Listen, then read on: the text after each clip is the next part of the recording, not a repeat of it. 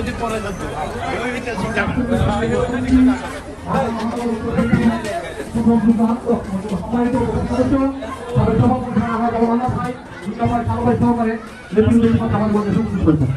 তাদের ধন্যবাদ জানাই এবং সবাই করতালির মাধ্যমে তাদের আমরা ধন্যবাদ জানাই।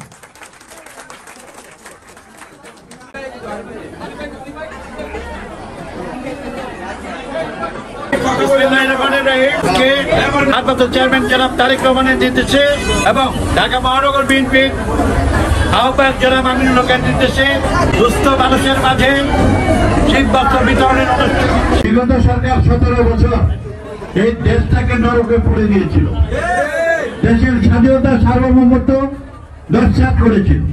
সারা দেশে মাদক, চাঁদাবাজি এবং খুন, গুম, ধর্ষণ, জমি দখল, বাড়ি দখল সবকিছু করে তারা এই বাংলাদেশের মানুষকে অতিষ্ঠ করে চলেছিল।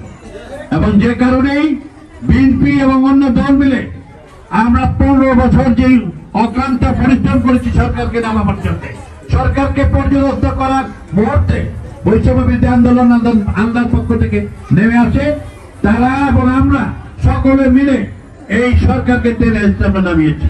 যে সরকার বলেছিল সে বাংলাদেশ থেকে হাসিনা করতে পালিয়ে যাবে না, সে পদ্মা সেতুতে ডক্টর ইউনূসকে ডুবিয়ে মারবে, আমাদের প্রান্তীয় নেত্রীকে ডুবিয়ে মারবে। আপনারা শুনেছেন কি হলো, উনি নিজে 5ই আগস্ট কিভাবে পালিয়ে গেল হেলিকপ্টার করে, আপনারা দেখেছেন। যে নেত্রী নিজের যান বাঁচাবার জন্য তাদের লক্ষ লক্ষ নেতা কর্মীকে রেখে যায়, তার চেয়ে বড় বেঈমান কি বাংলাদেশে কেউ আছে? তাই তাদের সমর্থকদেরও বলি, আপনারা এই বেঈমান নেত্রীকে চিরতরে ভুলে যান। আপনারা সমাজে আস্তে আস্তে ফিরে আসুন। এই আওয়ামী লীগের মতো একটা বেঈমান দলের পক্ষে থেকে লাভ নেই।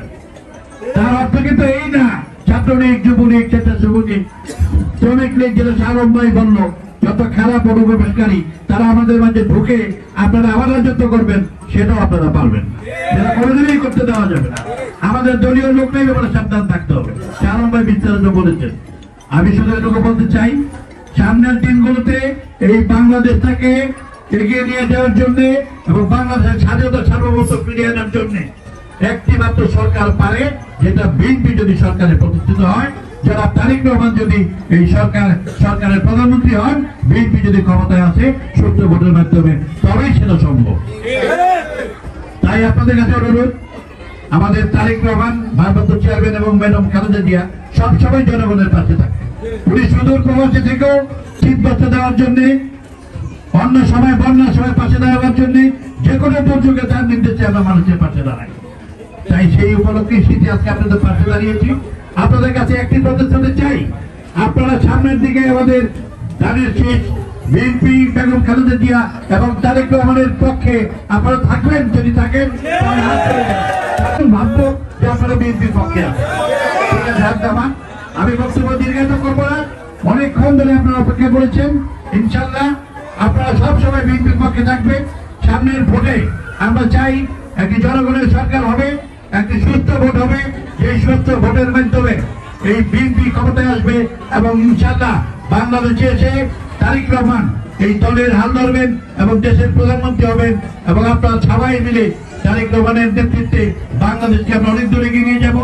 এ কথা বলে আপনাদের সকলকে ধন্যবাদ দিয়ে এবং দেশনেত্রী বেগম খালেদা জিয়া বিদেশ আছেন, তার জন্য সকলের কাছে দোয়া চেয়ে আমি আমার বক্তব্য শেষ করছি।